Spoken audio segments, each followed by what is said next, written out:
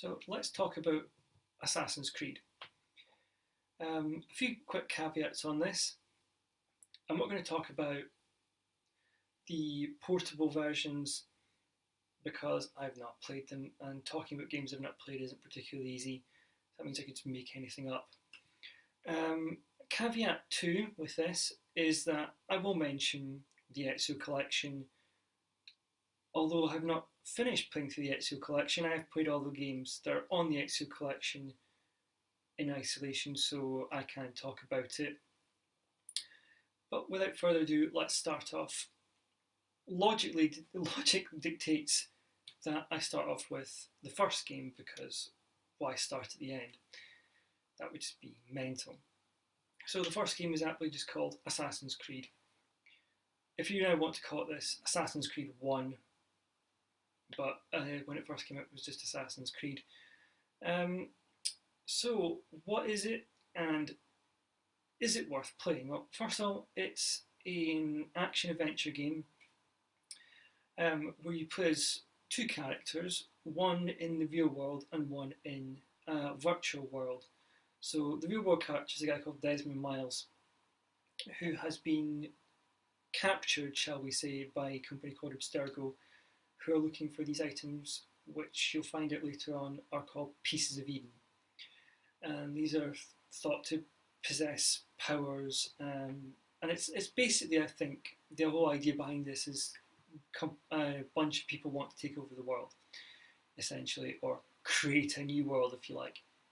So Abstergo are, as you find out, a group of, well, let's call them bad guys, called the Templars.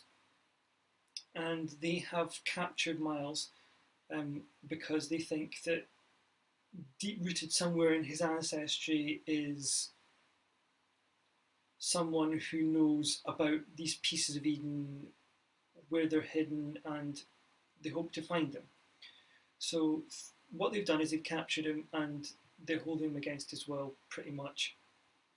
And they're going to plug him into this item computer thing, VR MacGuffin, called the Animus, which is basically meant to put you into some sort of weird state and allow them to go back through your DNA, and because apparently your DNA has memory, because you are basically just a living memory card after all, because that's what people are.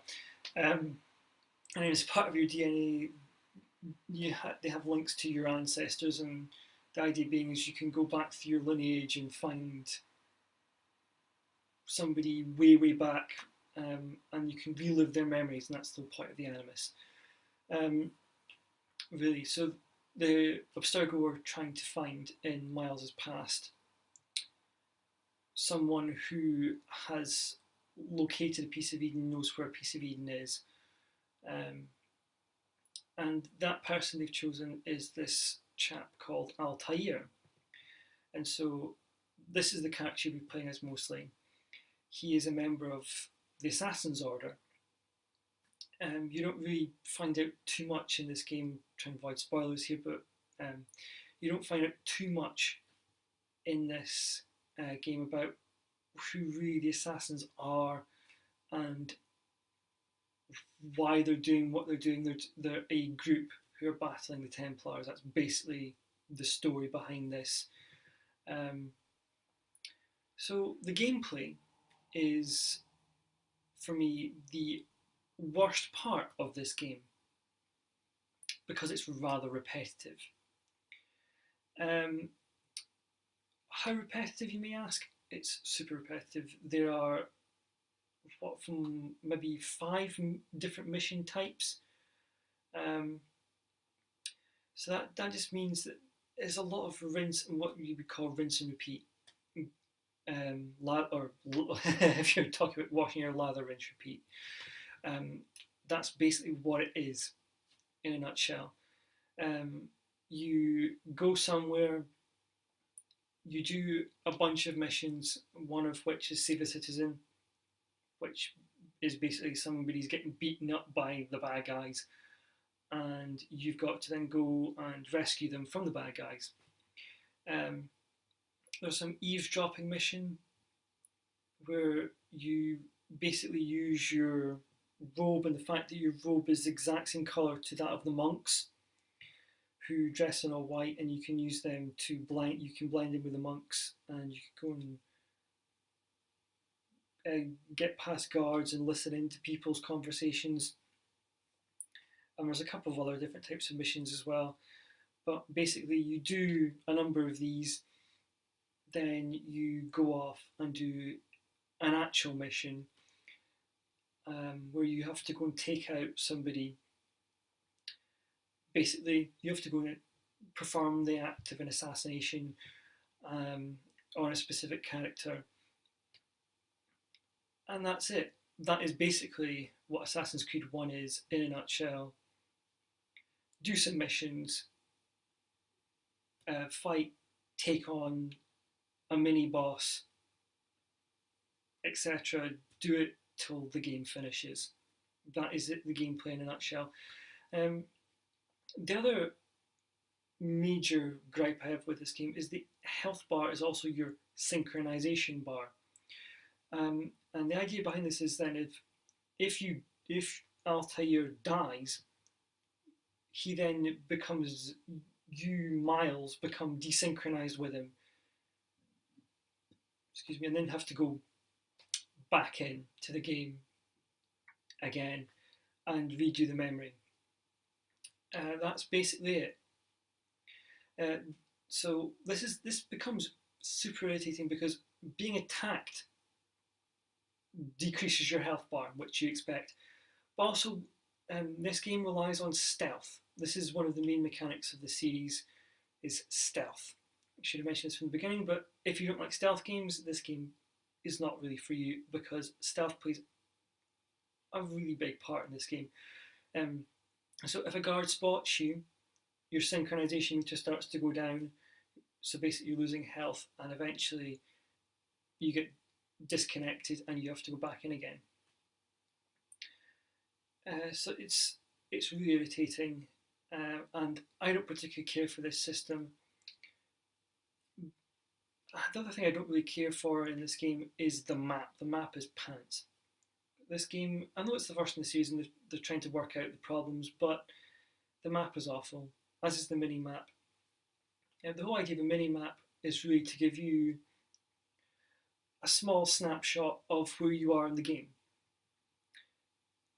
Just a zoomed in part of the map, just up in the corner. This on this game is really pitifully limited to just key locations, really. That's it.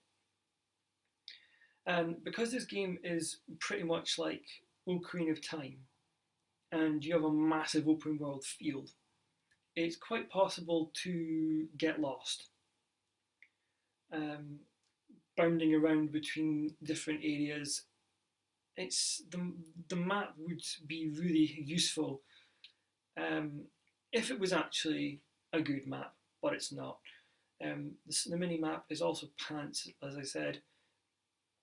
So really, the game has a lot of flaws. It's fun-ish. I'm not a massive fan of stealth games. It's fun-ish for that kind of thing. And I think that as a first opening entry in a series, it's not good. It's not bad. It's kind of in the middle, I think. The synchronization or desynchronization meter is just irritating. Having it being the same as the health bar can lead to a lot of frustration. They have what are called viewpoints, where you go up the top of a tower and then the camera will pan round, and the idea being is that it allows you to unlock part of the map. But really, you unlock so little in this map that they're almost useless. It's just an added little thing that they've done in this game to actually add some gameplay mechanic to what is a pretty shallow game. You're not really finding out an awful lot. I suppose it sets the scene.